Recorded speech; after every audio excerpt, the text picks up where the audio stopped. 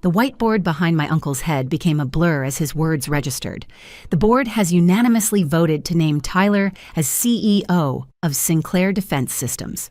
The tablet in my grip suddenly felt like it weighed 1,000 pounds, the quarterly projections I'd prepared for this exact meeting glowing mockingly on the screen. My cousin Tyler, who had joined the company 18 months ago, smiled at me from across the boardroom table, confidence radiating from him like heat from asphalt. The family security company I'd spent 7 years rebuilding from near bankruptcy to industry leader seemed to recede from me, though I sat at the very table where I'd orchestrated its transformation. A strange ringing filled my ears as I noticed my father's signature at the bottom of the succession document projected on the wall, the father who had promised me, his eldest daughter, that my dedication would be rewarded, the father who wasn't even present for this announcement. I forced my face to remain neutral as I noticed something else. They'd already updated the company letterhead on the memo. My name had been removed as acting CEO. My name is Rebecca. I'm 32 and a cybersecurity architect. This is the story of how I reclaimed my family's legacy after they tried to erase me from it. I left a prestigious position at the Pentagon to save Sinclair Defense Systems, the company my grandfather had founded and my father had nearly run into the ground. When Dad's heart attack forced him to step back 3 years ago, the board reluctantly named me acting CEO while my father recovered. The board consisted mostly of my uncles and their closest friends. What was supposed to be a temporary 3-month arrangement had stretched to 7 years as I systematically rebuilt what decades of mismanagement had destroyed. During those years, I developed the Sentinel Protocol, a revolutionary predictive security system that could identify and neutralize cyber threats before they fully formed. This proprietary technology had transformed our modest family business into one of the most sought-after security contractors in the defense industry. Government agencies and Fortune 500 companies were lining up for our services, and our valuation had increased tenfold. My cousin Tyler had spent those same years working for a series of failed startups before suddenly developing an interest in the family business when our quarterly reports started making headlines. Uncle Richard, my father's younger brother and the man who had just announced Tyler's appointment, had brought him in as VP of Strategic Initiatives, a position created specifically for him. "Rebecca, are you hearing me?" Uncle Richard's voice cut through my thoughts. "This transition is effective immediately. Tyler will be overseeing all operations starting today, including the Sentinel Protocol Division." I felt the eyes of every board member on me, my uncles Peter and James, my father's college roommate Gerald, and 2 investors who had joined last year. Not a single woman besides me. Not a single person who wasn't connected to my father or his brother. "The Sentinel Protocol is my design," I said, my voice sounding distant even to my own ears. "I developed it. I implemented it. I've been running all operations since Dad's heart attack." Uncle Richard smiled thinly. "And we appreciate your stewardship during this difficult time, but with your father's health improving, we feel it's time for a traditional leadership structure. You'll maintain your position as Chief Technology Officer, of course." Traditional. The word hung in the air. What he meant was male. What he meant was his son, not his brother's daughter. Section 14.3 of the company charter clearly states that all intellectual property developed by employees belongs exclusively to Sinclair Defense, Tyler added, as if he'd been rehearsing this moment. The legal team confirms that the Sentinel Protocol is company property. The betrayal wasn't just that they were pushing me aside, it was that they were stealing my life's work, the system I had built from nothing while they watched from the sidelines. My father knew this was happening, had signed off on it, had chosen not to be here himself. "There will be appropriate compensation," Uncle Richard continued, sliding a document across the table. "A one-time bonus of $300,000 in recognition of your contributions. $300,000 for a system worth billions, for 7 years of 80-hour weeks, for saving the company that bore my family's name." A strange calm settled over me as I realized they had prepared for resistance. The lawyers waiting outside, the security personnel hovering near the doors, the carefully worded succession documents. They expected me to fight, to scream, to make a scene that would justify escorting me from the building. Instead, I nodded and picked up the document. I see. When will this announcement be made public? Tyler and Uncle Richard exchanged a quick glance, clearly surprised by my composure. Tomorrow morning, Tyler said. I'm presenting the future direction of Sinclair and our flagship Sentinel protocol to our top clients and the press. The succession plan will be announced then. I nodded again, gathering my tablet and notes. Then I should clean out my office. You're still CTO, Rebecca, Uncle Richard reminded me, relief evident in his voice. Just with adjusted responsibilities. Of course, I said, rising from my seat. Good luck with tomorrow's presentation, Tyler. What they didn't know, what they couldn't have known, was that 6 months earlier, I had discovered unauthorized access to my secured development servers. Someone had used my father's credentials during hours when he was at physical therapy, attempting to review the core architecture of the Sentinel protocol. Nothing was taken, but the intrusion alerted me to the possibility that not everyone at Sinclair shared my vision for the company's future. From that moment, I began building safeguards into the Sentinel protocol, not just to protect our clients from external threats, but to protect the system itself from internal ones. Back in my office, I watched as maintenance workers removed the acting CEO from my door, leaving only Chief Technology Officer behind. I packed a few personal items under the watchful eye of Marcus from IT, who had been sent to help me transition my access credentials. They're making a mistake, he whispered as he changed my system permissions. Everyone knows you built this company back up. Things happen for a reason, I replied, handing over my executive access badge. Sometimes you have to lose something to see it clearly. That night, I didn't panic or plot revenge. I ordered takeout, watched mindless television, and waited. The Sentinel protocol, like all sophisticated AI systems, was designed to recognize patterns and predict threats. It had been learning for years, documenting every interaction, every access attempt, every modification to its core systems. My phone rang at 9:17 p.m. It was Linda, Uncle Richard's assistant. He wants to see you, she said without preamble. It's after 9, I replied calmly. He says it's urgent. A car is already on its way to your apartment. 40 minutes later, I was escorted into the Sinclair conference room. Uncle Richard sat alone at the head of the table, his normally immaculate appearance disheveled. His tie hung loose around his neck, and his hair stood up where he'd run his hands through it repeatedly. Fix it, he demanded as soon as the door closed behind me. I settled into a chair, deliberately taking my time. Fix what exactly? Don't play games, Rebecca. You sabotaged the demo system. I raised an eyebrow. How could I? I've been gone for hours. Marcus watched me clean out my office. I didn't take any devices or access any systems. Uncle Richard slammed his hand on the table. The test run crashed. The entire system started identifying bizarre threats that don't exist, generating thousands of false positives. It's completely unusable. Sounds like a technical issue, I said. Have you tried turning it off and on again? His face flushed with anger. This isn't funny. We have 30 major clients coming tomorrow. The press will be there.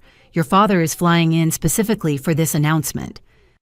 Your announcement, I reminded him. Your system now. Uncle Richard took a deep breath, visibly forcing himself to calm down. When he spoke again, his voice had that smooth, persuasive quality that had convinced so many clients to trust Sinclair with their security needs. Look, perhaps we were hasty today. I'm prepared to discuss a more equitable arrangement, co-leadership, a larger compensation package, maybe even expanded responsibilities. I leaned back in my chair. What exactly happened during your test run? He hesitated, clearly calculating how much to reveal.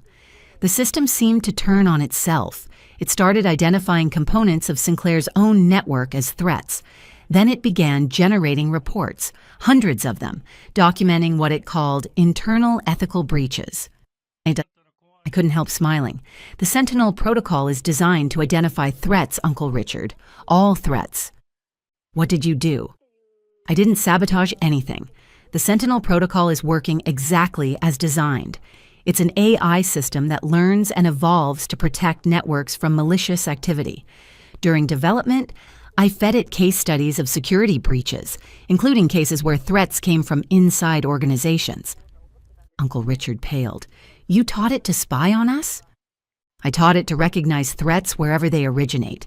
It's detecting something it perceives as malicious within Sinclair.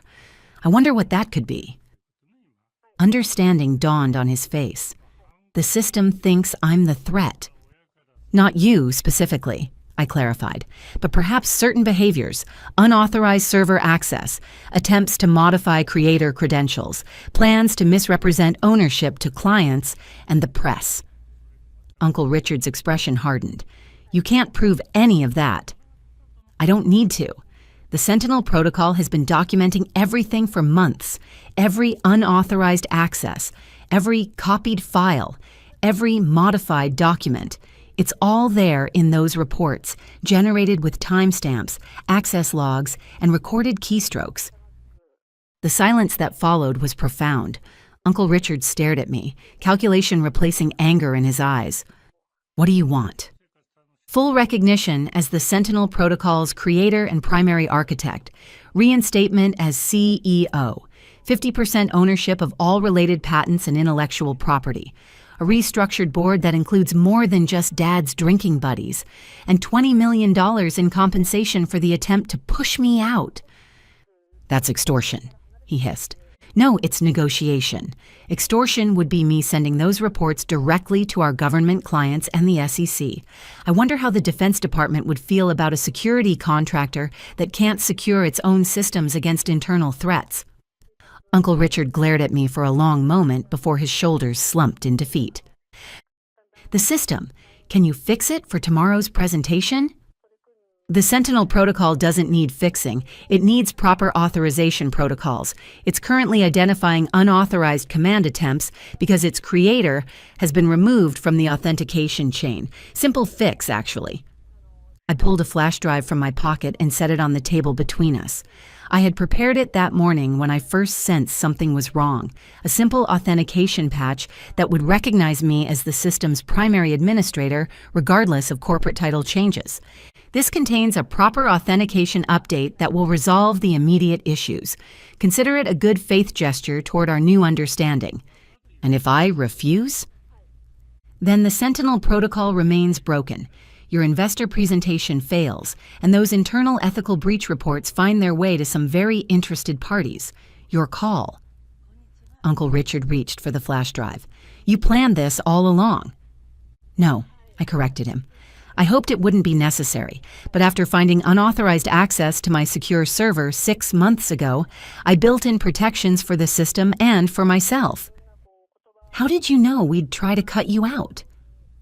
I stood to leave.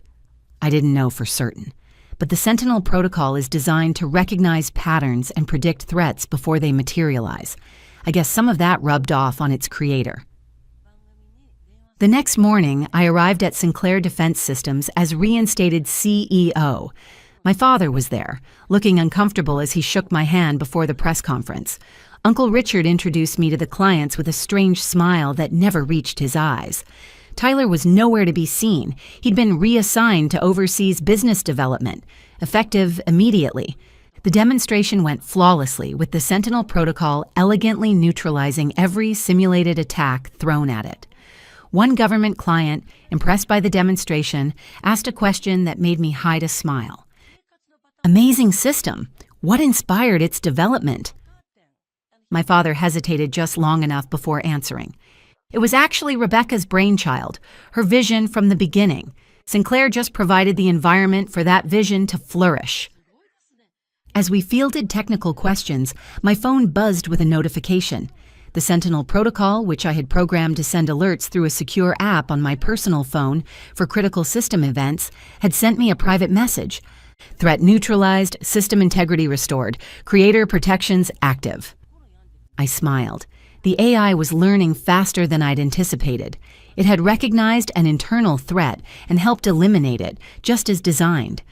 3 months later, the Sentinel protocol's first military implementation prevented a major attack on critical infrastructure, saving the government an estimated $500 million and establishing our system as the new gold standard in cybersecurity. My father retired fully, citing health concerns, and I restructured the board to include industry experts rather than family friends. Uncle Richard and I maintain a professional working relationship. He focuses on client relations, where his skills are genuinely valuable, while I lead technical innovation and overall company strategy. We're not close and never will be, but we've reached an equilibrium that works. Sometimes I wonder if I could have handled things differently, taking legal action instead of building in safeguards. But the truth is, my family's attempted betrayal revealed something important. Legacy is only as valuable as the people who protect it. That lesson has become central to how we deploy the Sentinel protocol. Every implementation now includes robust ethical guardrails and transparency protocols. The system doesn't just protect networks, it protects itself and its users from misuse. Last week, as we celebrated Sinclair's successful expansion into international markets, valuing the company at $5.2 billion, a young female engineer asked me the secret to building such revolutionary technology. "It's not about the code," I told her. "It's about understanding that the greatest security threats often come from where you least expect them. Build systems that can recognize those threats, adapt to them, and neutralize them without compromising their core integrity, just like their creator had learned to do." She nodded thoughtfully, and I saw something of myself in her determined expression. Later that day, I promoted her to lead our newest division. After all, the future of Sinclair Defense Systems would belong to those who understood that true security comes from within. The metal taste of blood filled my mouth as Uncle Patrick's hand connected with my face, sending me crashing into the kitchen counter. My grandmother's bank statements scattered across the floor. They showed $142,000 missing from her accounts. His eyes, usually carefully controlled in public, blazed with a familiar rage as he lunged toward me again. "You think anyone will believe you?" he snarled, his fingers digging into my throat. "After all these years taking care of her, after everything I've done for this family?" Behind him, through the doorway, I caught my grandmother's horrified expression. For the first time in 20 years, she was seeing the monster I'd always known. The monster she'd enabled. The monster who'd made my childhood a living nightmare. And this time, I had pressed the panic button in my pocket. "My name is Olivia. I'm 24 and a psychology student. This is the story of how I turned decades of silence into the weapon that finally freed us both. I'd planned this moment meticulously. 3 weeks of recording devices hidden throughout the house, Captain Naomi waiting outside with a clear view of the kitchen window. My grandmother's tearful confession about the missing money and the bruises she could no longer hide. 20 years of abuse had taught me patience. It had also taught me how to fight back. Growing up in my grandmother's Victorian house after my parents died had been a masterclass in survival. Uncle Patrick moved in temporarily to help care for me when I was 4. By the time I was 7, the beatings had started. Small at first. A slap for spilling milk, a shove for talking back, then worse, much worse. "Clumsy child," my grandmother would mutter when I appeared with bruises. She'd adjust her cross necklace and look away. "You need to be more careful." Uncle Patrick was careful too. Never hit my face before school. Never broke bones that would require hospital visits. Just enough pain to keep me afraid. Just enough to feel powerful over the scared little girl who had nowhere else to go. "This is what happens to little girls who don't listen," he'd say, voice terrifyingly calm while his fists were not. I believed him for years, believed I deserved it, believed something was wrong with me that made him so angry. My salvation came in unexpected forms, books that transported me away from that house. Ms. Torres, the high school counselor who noticed how I flinched when someone raised a hand near me. The art teacher who gave me extra time in the classroom after school. "Are you safe at home?" Ms. Torres asked one day, closing her office door. The question hung between us like a lifeline I was afraid to grab. 4 simple words no one had ever asked me. "Yes," I lied, the word bitter on my tongue. That night, Uncle Patrick was worse than usual. Grandmother had gone to her church group, leaving us alone. He'd been drinking, his eyes glazed with that familiar rage. "You think you're so smart now," he slurred, cornering me in the kitchen. "Think you're better than this family?" The first blow caught me across the back. Pain exploded across my ribs as he grabbed my arm, twisting until I cried out. "No one will ever want you," he hissed, his face inches from mine. "No one will ever believe you. You're nothing without this family." Something in me broke that night, not from fear, but from sudden clarity. I was 17. In less than a year, I could leave, but he would still be here, with his power intact. And there would be no one to stand between him and my grandmother as she aged, becoming as vulnerable as I had once been. The next day, I went to Ms. Torres's office. "I need to tell you something," I said, my voice steady despite the terror inside. What followed was a blur of police reports, social workers, and my grandmother's tearful denials. "My brother would never," she kept saying, even as evidence mounted. Even as other relatives shared stories about Uncle Patrick's temper, his cruelty, incidents they'd dismissed over years. But Uncle Patrick had friends in the sheriff's department. He coached Little League. He volunteered at church. Such a good man, people said, so dedicated to his family, raising his dead sister's child. The investigation stalled. Without witnesses beyond my word, without hospital records since he'd been so careful, the case weakened. "We believe you," the detective told me, her eyes sincere. "But believing and proving in court are different things." I was placed with a foster family while the investigation continued. My grandmother refused to see me, calling me a liar, ungrateful for everything they'd done. Uncle Patrick remained free.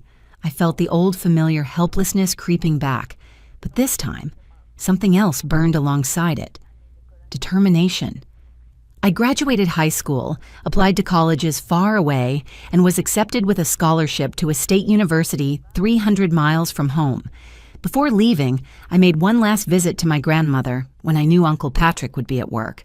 She let me in reluctantly, her face lined with grief and anger. "Why would you make up such terrible lies?" she asked, clutching her cross necklace. "They weren't lies, Grandma," I said quietly. "But I didn't come to argue. I came to say goodbye." Her eyes filled with tears. "So you're abandoning your family after everything we've done for you?" I looked around the house where I'd suffered for so long, at the woman who had failed to protect me, and felt an unexpected pang of pity. "I'm not abandoning you," I said. "I'm saving myself." I left for college, determined to build a new life, and for a while, I did.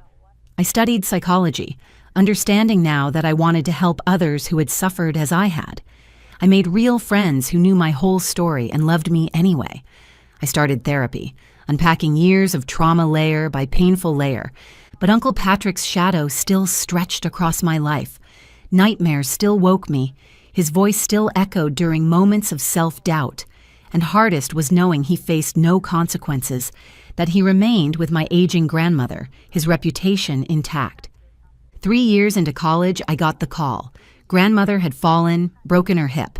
She was in the hospital, then a nursing home for rehabilitation. Uncle Patrick was overseeing her care, making decisions, controlling her finances. "She's asking for you," my distant cousin Lily told me over the phone. "She's different now. Scared, I think." I didn't want to go back.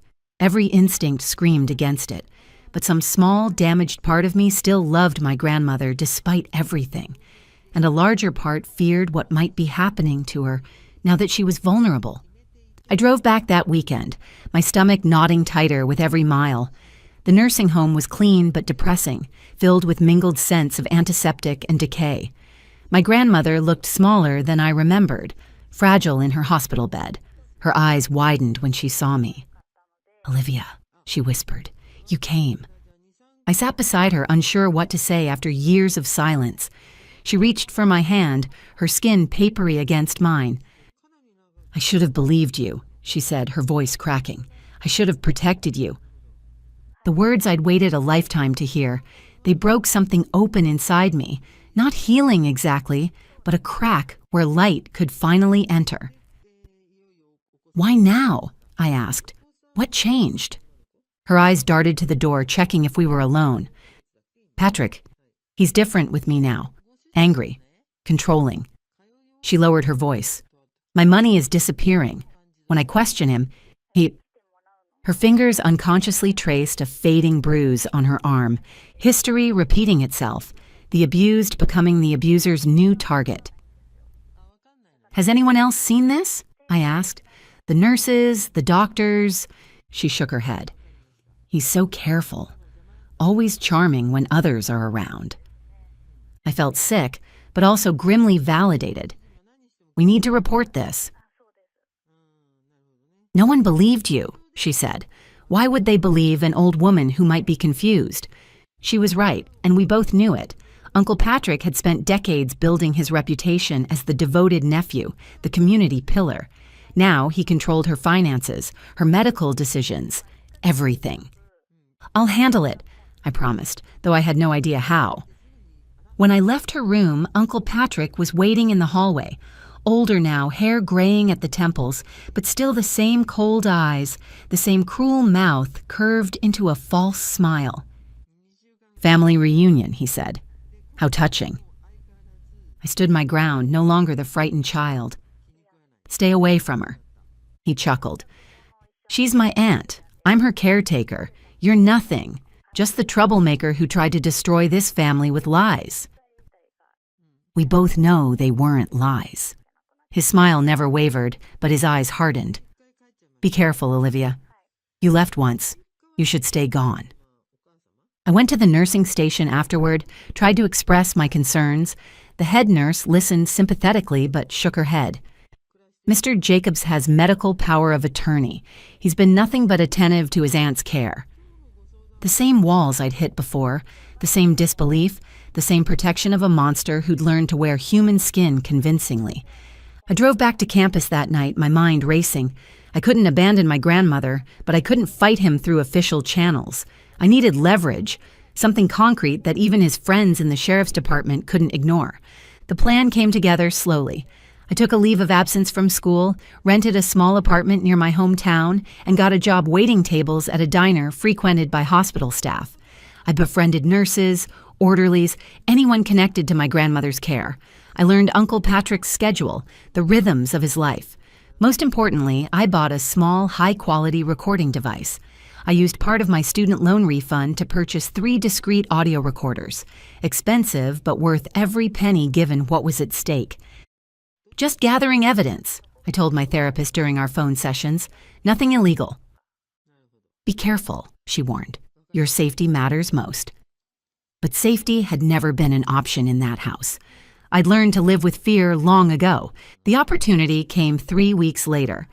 Uncle Patrick brought grandmother home from the nursing home, against medical advice but within his rights as her caretaker. I waited until evening, parked down the street, and approached the house from the back. Through the woods, I knew by heart. The spare key was still hidden in the fake rock by the garden shed. Some things never changed. I slipped inside, placed small recording devices in the kitchen, the living room, my grandmother's bedroom. Then I left, heart pounding, to wait. For 2 weeks, I retrieved and replaced the devices daily while Uncle Patrick was at work. Thanks to our small town's predictable routines, I knew he worked at the insurance office from 8:30 to 5 every weekday. I listened to hours of recordings each night, most capturing nothing useful, just ambient sounds of the house, occasional conversations about medications or meals. Then came the night I heard my grandmother's voice, thin but determined. I want to change my will, Patrick, and my power of attorney. The silence that followed chilled me. Why would you do that? His voice, deceptively gentle. I'm thinking clearly now. I want Olivia to... The sound of something shattering, my grandmother's cry of pain. After everything I've done for you, he hissed, you ungrateful bitch. More sounds of struggle, my grandmother begging. The unmistakable sounds of fists against flesh, of someone being dragged across the floor. I almost ran to the house that night, almost called 911 immediately. But I forced myself to wait, to think strategically. One recording might not be enough. His friends could claim it was manipulated. Unclear. I needed more. And I needed a witness they couldn't ignore. The next day, I approached Captain Naomi, the one officer who had seemed to truly believe me years ago when I first reported the abuse. I still had her card from when she gave me her direct number after the initial investigation stalled. "I need 5 minutes," I said when I arrived at the station and asked for her specifically. "Please." She recognized me immediately. "Olivia Jacobs. It's been a while." I placed the recording device on her desk. "My grandmother is in danger. The same danger I was in. I have proof." She listened, her expression hardening with each sound of violence. When it finished, she looked up at me. "This is compelling, but—" "There will be more," I said. "He controls everything, her money, her medical care. He's isolating her just like he did with me." "You've been recording inside their house?" I met her gaze steadily. "Yes." "That's inadmissible in court. Illegal surveillance." "I'm not looking for a court case," I said. "I'm trying to save my grandmother before he kills her." She studied me for a long moment. "What exactly are you asking me to do?" "Be ready," I said. "When I call, come immediately. See what he does with your own eyes." She shouldn't have agreed. It was unorthodox, possibly career-ending if it went wrong, but something in my face, in the recording, convinced her. We exchanged cell phone numbers and agreed on a signal word: emergency. That would bring her immediately. She would position herself where she could see through the kitchen window, but remain undetected. 3 days later, my grandmother called me from a neighbor's phone while Uncle Patrick was out. Mrs. Wilkins from next door had always been kind to me as a child and still lived in the same house. Grandmother had convinced her caregiver to help her to the neighbors, while Uncle Patrick was at his weekly Rotary Club meeting. "He's getting worse," she whispered. "He says he's moving me to a facility out of state, away from everyone." "When?" "This weekend, Olivia, I'm afraid." "I'll be there tonight," I promised. "Pack a small bag, be ready." I called Captain Naomi next. "Tonight," I said. "He'll be home around 7. It's happening." I arrived at 6, let myself in the back door with the spare key. My grandmother was waiting in her room, a small suitcase by her bed. "We need to leave now," I urged. She shook her head. "He took my walker, my medications. I can't move fast enough." Anger flared hot in my chest. "Then we wait for him, together." I helped her to the living room, positioned her in her favorite chair, and sat beside her, holding her frail hand in mine. The front door opened at 7:15. Uncle Patrick froze when he saw me. "What the hell is this?" "Hello, Uncle Patrick," I said calmly. "Grandma and I were just catching up." His eyes darted between us, calculating. "How touching. Now get out of my house." "It's my house," my grandmother said, her voice quavering but determined, "and I want her here." His face darkened. "After everything she's done? The lies? The accusations?" "They weren't lies," I said. "We both know that."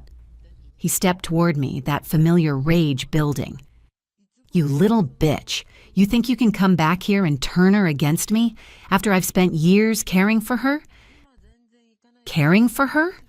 I stood, placing myself between him and my grandmother.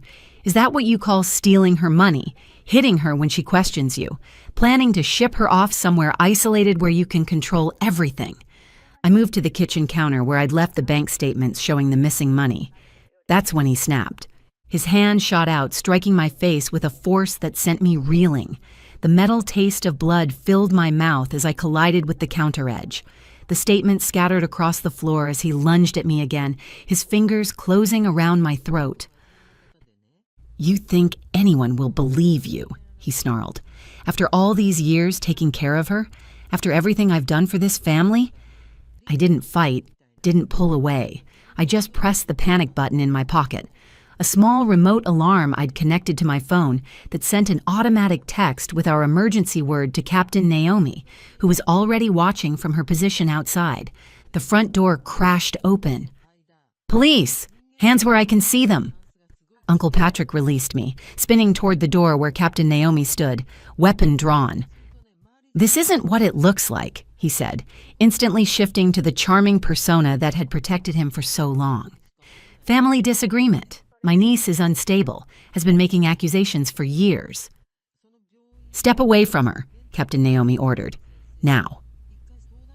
He moved back, hands raised, confident smile in place. There's been a misunderstanding. I was just attempting to strangle your niece, Captain Naomi finished. I saw it clearly through the window, as did my partner who's recording from the patrol car. The color drained from his face. She provoked me. She broke into my house. My house, my grandmother repeated louder now. My granddaughter is here at my invitation. Captain Naomi approached, handcuffs ready. Patrick Jacobs, you're under arrest for assault. This is ridiculous, he blustered. Call Sheriff Davis, he'll straighten this out. Sheriff Davis retired last year, Captain Naomi said, securing the cuffs, and I don't answer to him anyway. As she recited his rights, I knelt beside my grandmother, whose tears flowed freely now. It's over, I told her. He can't hurt either of us anymore. Uncle Patrick's arrest was just the beginning. Once he was in custody, other victims came forward. Distant cousins, former neighbors, even an ex-girlfriend. The pattern of abuse stretched back decades. The financial crimes against my grandmother provided the clearest evidence. Bank records showing systematic theft that even his remaining friends couldn't explain away. He was sentenced to 15 years. Not enough for a lifetime of violence, but enough to ensure my grandmother would never have to fear him again. She sold the house, moved into a comfortable assisted living facility closer to my university. I visited weekly, building a relationship that was new and fragile, but healing for us both. I failed you, she said during one visit, holding my hand. I'll carry that shame forever. You were a victim too, I told her, in a different way. She shook her head. Adults are supposed to protect children. I chose not to see because seeing would have been too painful. We were both right. She had failed me, and she had been manipulated by the same man who terrorized me. The truth, as always, lay somewhere in the complicated middle. The day Uncle Patrick was sentenced, Captain Naomi found me outside the courthouse. You took an enormous risk, she said, coming back, confronting him. I nodded. I had to, not just for my grandmother, for me. She studied me. The recording devices, the planning, you set him up. I created an opportunity for him to reveal who he truly was, I corrected. He made his own choices. She didn't disagree. What will you do now? I looked toward the future, for the first time unburdened by fear. Finish my degree, help others find their voice. I smiled slightly, live without looking over my shoulder. My revenge wasn't in seeing Uncle Patrick led away in handcuffs or in watching my grandmother finally acknowledge the truth. It was in returning to the place of my nightmares and refusing to be silenced anymore. It was in using his own violence against him, turning his weapons into my salvation. The little girl who once hid under the covers, muffling her sobs with a pillow, had grown into a woman who stood her ground. The cycle of abuse that had defined our family for generations was finally broken. Some say living well is the best revenge, but I've learned something different. Speaking truth, no matter how long delayed, is the only revenge that truly heals. The weight of silence had nearly crushed me. Finding my voice finally set me free. Before you go, here's a quick bonus for sticking around. If you love learning and growing like I do, you need to try audiobooks. I've got an exclusive deal with Audible. Your first month is completely free. That's access to over 500,000 titles, zero cost to you. All the details are waiting in the description. Don't miss this one.